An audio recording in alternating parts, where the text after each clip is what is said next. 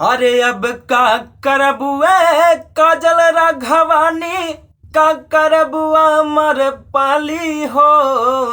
अरे अब का करबुए काजल राघवानी, का करबुआ मर पाली हो। अरे नया हीरोइन आइल बिया खेसारी के टैटू वाली हो।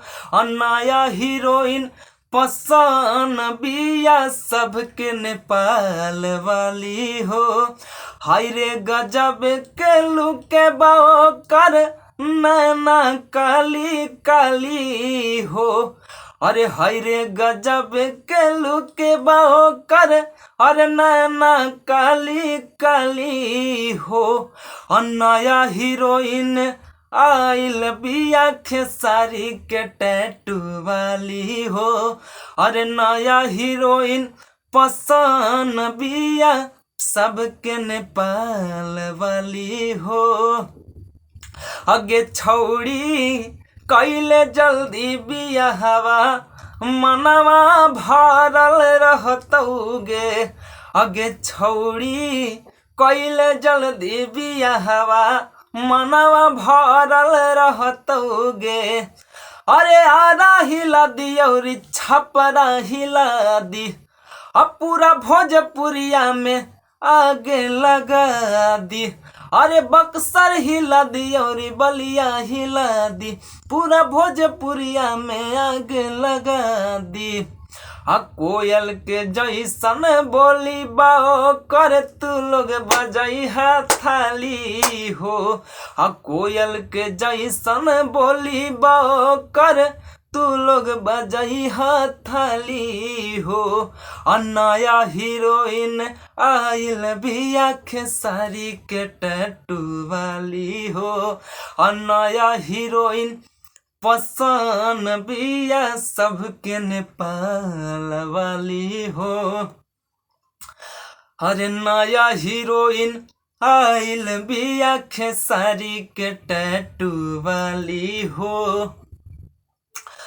हबे नाम उनकर सोनिया पोखरेल नु हो। अरे मजा आई जबरदस्त होई खेल नु हो। हबे नाम उनकर सोनिया पोखरेल नु हो।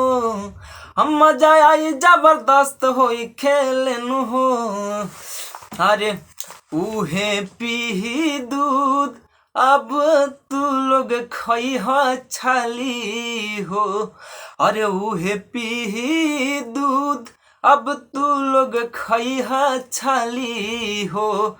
और नया हीरोइन आइल बिया खेसारी के टैटू वाली हो। और नया हीरोइन पसंद बिया सबके नेपाल वाली हो। अरे हाय रे गजब के लुके बाओ कर नैना काली काली हो। अब का करबुए काजल राघवानी, का करबे अमर पाली रे।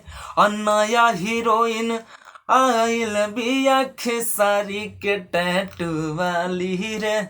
और नया हीरोइन पसंद बिया सबके नेपाल वाली रे।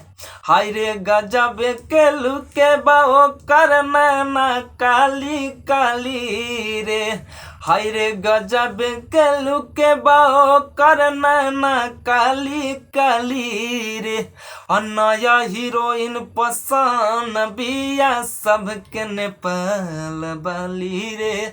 और नया हीरोइन पसंद बिया सबके नेपाल वाली रे। भैया नमस्कार प्रणाम, हम भोजपुरी मगही गायक आशीष कुमार रउआ सभी तमाम भोजपुरी मगही श्रोता सुन भैया समाज के भैया हम पैर छू के प्रणाम करा तनी। जितना भी वीडियो के देख रहा बनी भैया सबके पैर छू के प्रणाम बा। अगर भैया वीडियो अच्छा लगल हो तब भैया प्लीज वीडियो के लाइक करे जा लोग, वीडियो के एकदम धना के भैया शेयर करे जा लोग। प्लीज अगर वीडियो अच्छा लगल हो तब प्लीज चैनल के सब्सक्राइब कर ले।